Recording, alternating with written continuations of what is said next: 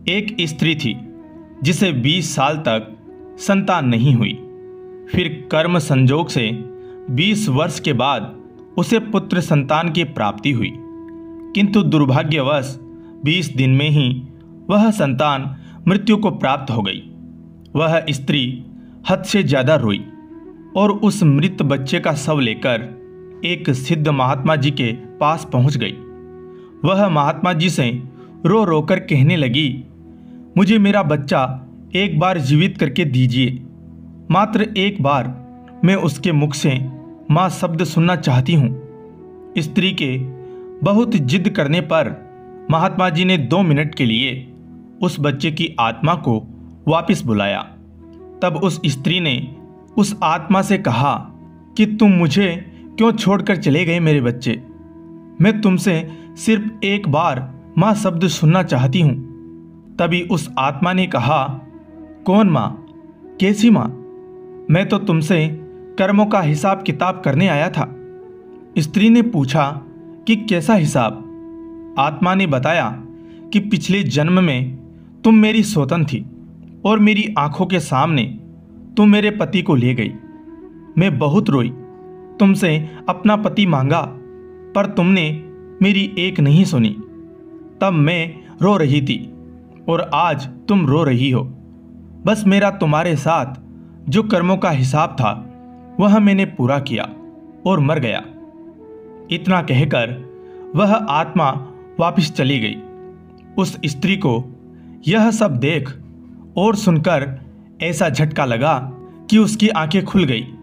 फिर उसे महात्मा जी ने समझाया कि देखो, मैंने कहा था कि यह सब रिश्तेदार, माँ, पिता, भाई, बहन सब कर्मों के कारण जुड़े हुए हैं। उस स्त्री ने महात्मा जी से कहा, जी महात्मा जी, आप सच बोल रहे थे।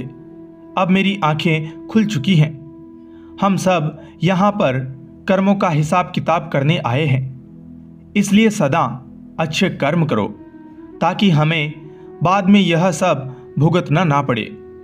वह स्त्री समझ गई और अपने घर लौट गई। इसलिए हमें हमेशा अच्छे कर्म करने चाहिए। हमारा यह शरीर एक किराए का घर है। जैसे कि जब हम किराए का मकान लेते हैं तो मकान मालिक कुछ शर्तें रखता है। मकान का किराया समय पर देना, मकान में गंदगी नहीं फैलाना, उसे साफ सुथरा रखना, मकान मालिक का कहना मानना, और मकान मालिक जब चाहे मकान को खाली करवा सकता है। इसी प्रकार परमात्मा ने भी जो हमें यह शरीर दिया है, यह भी एक किराए का मकान ही है। हमें परमात्मा ने जब यह शरीर दिया है तो यह सारी शर्तें हमारे लिए भी लागू होती हैं।